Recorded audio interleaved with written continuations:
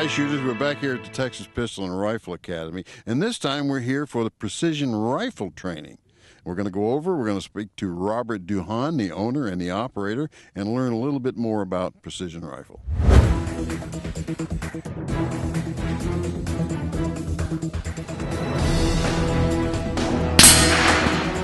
Watch this.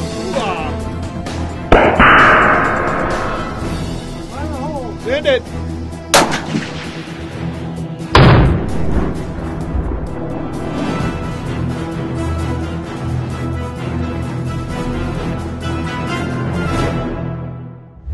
Robert, thanks for spending some time with us. Now, you know, this is one of my weakest spots, precision rifle.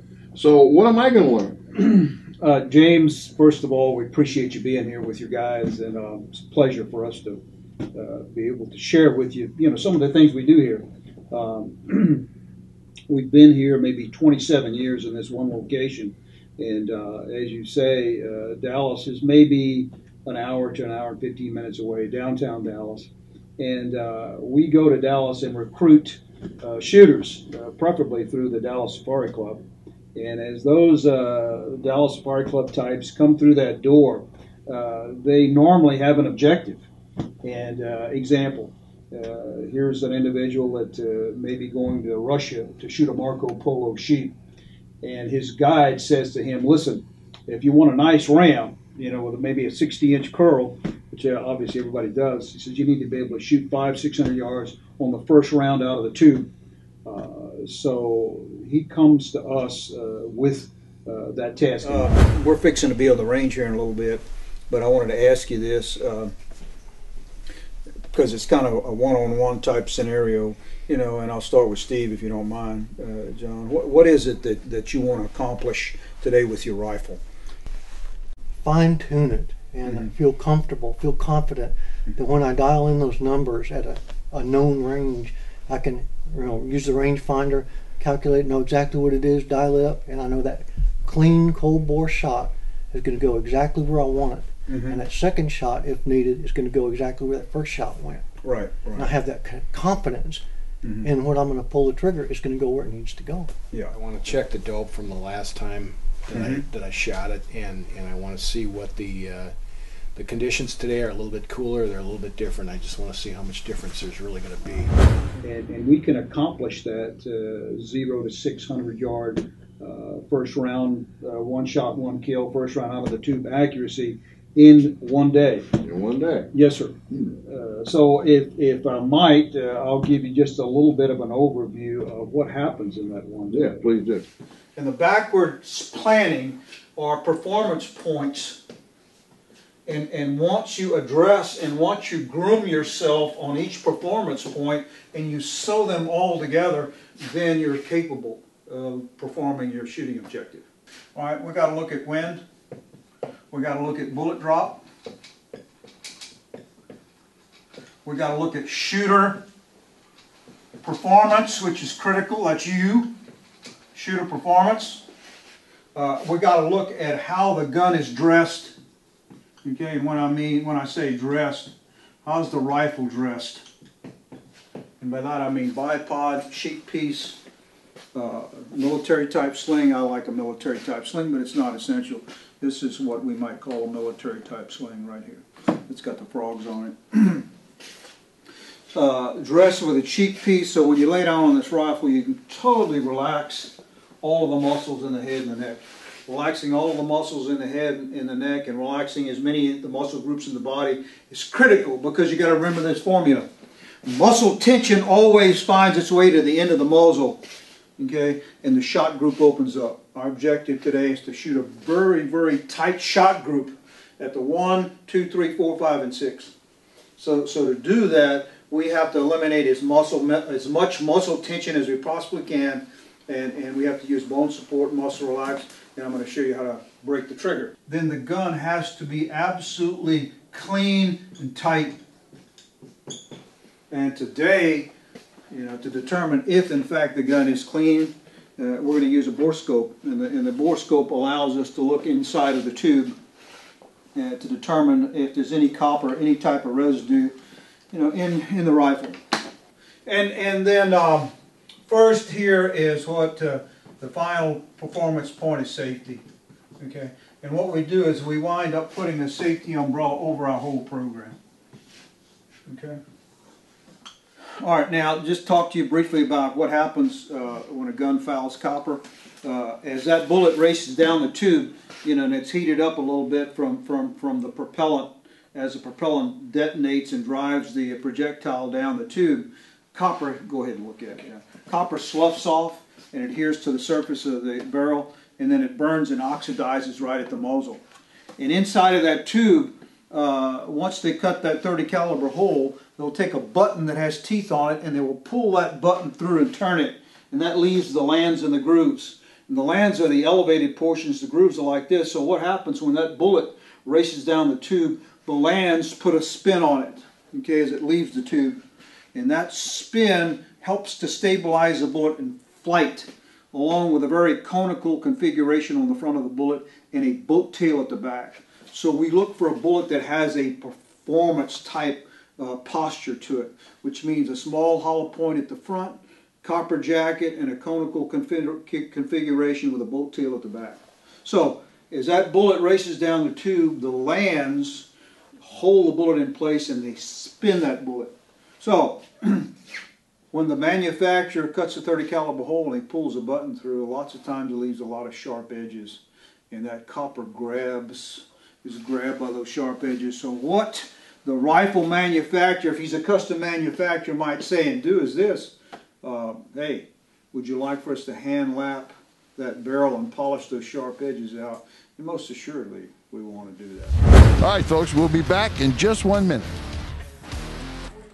Hey, my friends, your old Uncle Ted here, celebrating freedom every day. Listen up. Those mighty hero warriors of our armed forces are sacrificing everything to protect our freedoms. That's why I can't understand or tolerate people who haven't registered to vote. If you're not registered to vote, you need to do some research. Hold a crying mother, salute some flag-draped coffins, and then register to vote already. Paid for by the NRA Freedom Action Foundation.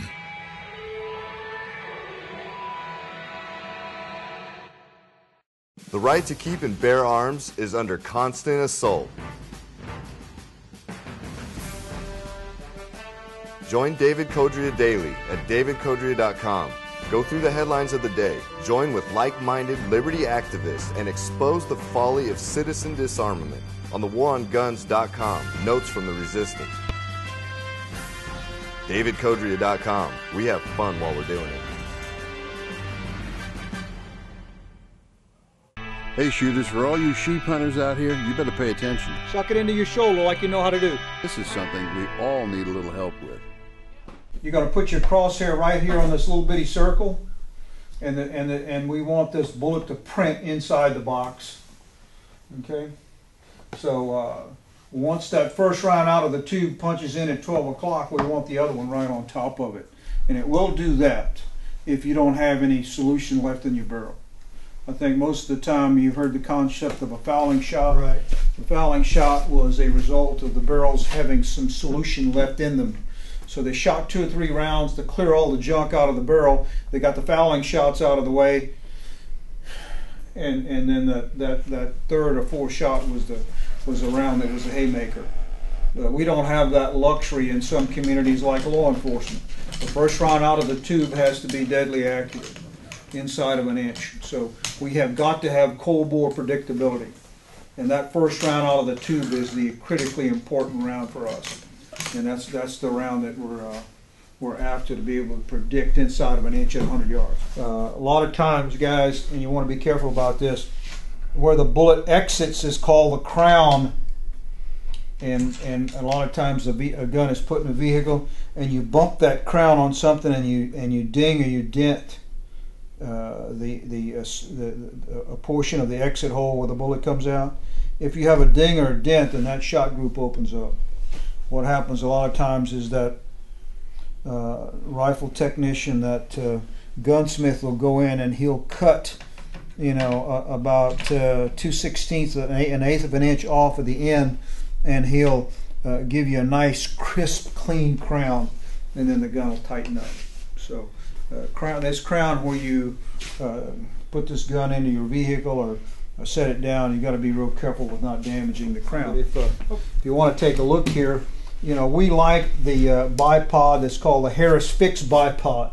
That swivel bipod, once it starts to swivel, and it'll do it, eventually it'll shoot loose, then unwittingly you start to use muscle tension to manage the gun.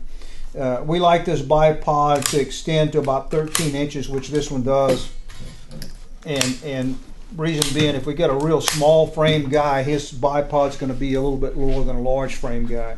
So we want that telescoping prosperity of the bipod. What we do with each shooter is we will fit this cheek piece to the shooter, or when he lays on the rifle, you know, he's right in the scope. So what we did with John, and what I'll do with you if you need it, Steve, is we'll build that cheek piece up to where when you put that stock pack on and you lay on the rifle, you know, your eye relief and being in the scope is absolutely perfect. Unfortunately, with this gun, we always have to pull the butt pack off in order to get the bolt out. So there's a little screwing around with it. Okay, we want to look at the wind. We've got a formula for the wind. Let's say that we're shooting at about 300 yards, and we look out and we figure the wind to be 10 miles per hour. And this morning it was probably you know, at 5, maybe gusting to 10. So because we're shooting a 30 caliber rifle, a 30 caliber rifle has a division quotient of 15. And that's a given. We know what that is every time. If you're shooting a 22 caliber rifle like a 22-250, you know, then the division quotient would be 10. But since we're both shooting 308s, 30 caliber rifle, we'll stick with our division quotient of 15. So we'll take and multiply 3 times 10 and get 30, and we will divide that by 15, and the correction, the wind correction, is in minutes of angle. So we get 2 MOA. Right. Now, the way our range is configured, we're going to be shooting from the north into the south. And today the wind's probably out of the north, so as long as we got a wind coming up our back end or coming into our face, it's a no value wind. Only when that wind comes, you know, from perpendicular to the flight path of the bullet do we call that wind a full value wind. When it's a full value wind, then we got to make some corrections. You're looking for that 500 and 600 yard shot. This is the place to do it. They really hone your skills here. And then stand by to go to the range. And we'll be right back. Election Day. Register to vote. For more information, visit triggerthevote.org, paid for by the NRA Freedom Action Foundation. The Hunting Report, the independent news service for hunters who travel. We deliver critical reports and unbiased analysis on hunts from around the world. Learn about hunting opportunities from real experiences. Review the latest facts regarding species closures, trophy imports, travel warnings, and licensing. Visit our online database, The Hunting Report. No serious hunter should be without it. Subscribe today at huntingreport.com or call 800-272-5656.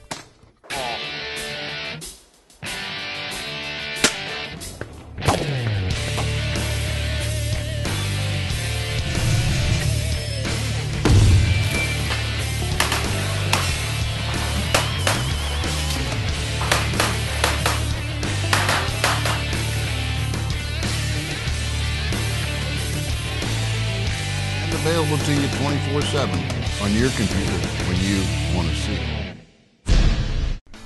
You know, shooters, spending a little time with Robert Duhon has definitely made a difference in the way I am going to approach targets in the future. Come out here to the Texas Pistol and Rifle Academy if you have the opportunity. Talk to Robert. It'll improve yours as well.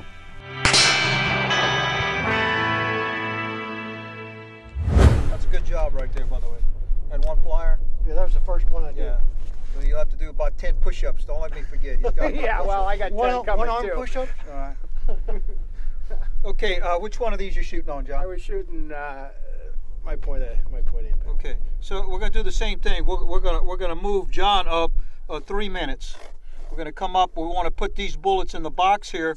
We're going to come up 3 minutes. So let's go back. You're going to put 4 times 4, 16 clicks.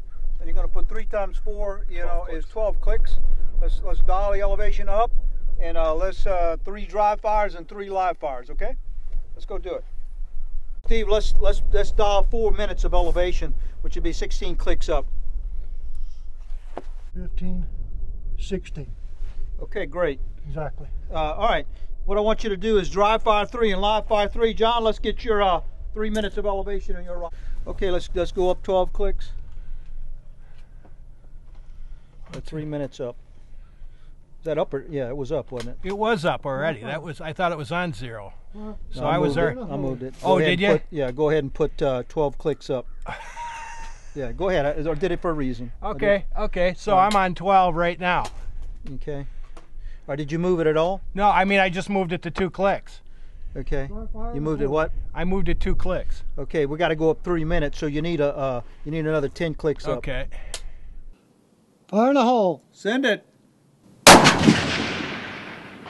Okay, now when we shoot the steel, we're gonna shoot the steel at the 2, 3, 4, 5, and 6, and this is what your target's gonna look like.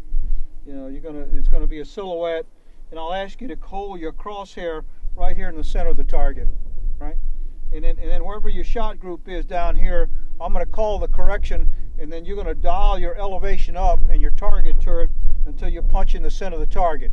Once we confirm your dial up, once we're punching the center of the target and we confirm the dial up, then I want you to log that into your data book for that distance. The steel affords us an opportunity to expedite the training day, and then also to have the shooter have some real gratification by hearing that bullet just slap the hell out of that steel, and it rings that steel, and shakes the target, and he feels good about it. He said, "You see that?" I said, "Yeah." I said, "We saw that." So we'll have them dialed in where they can put 3 rounds inside of a 1-inch circle at the 100, 3 rounds inside of a 2-inch circle at the 2, inside of a 3-inch circle at the 3, inside of a 4-inch circle at the 4, and the 5 and the 6.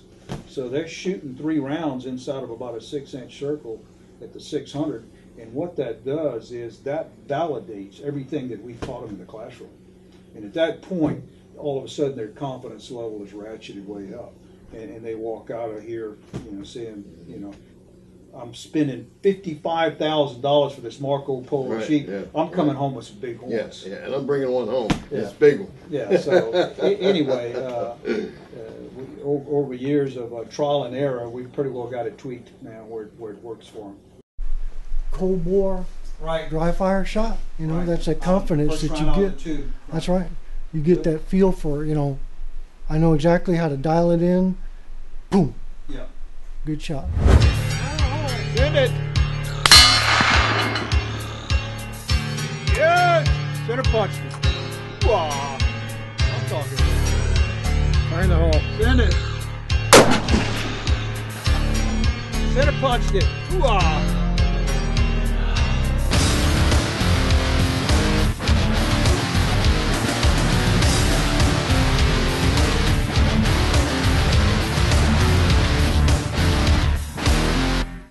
Hi, it's Mark Walters, host of Armed American Radio. Every week I dish out hard-hitting talk about the defense of our Second Amendment, your right to carry a firearm for self-defense, the politics of guns, and more. If you're even considering carrying a gun for self-defense, make sure to join me, Mark Walters, every week for Armed American Radio. For more information on where and when to listen in your area, visit armedamericanradio.com. I'm Mark Walters, and I'll see you on the radio.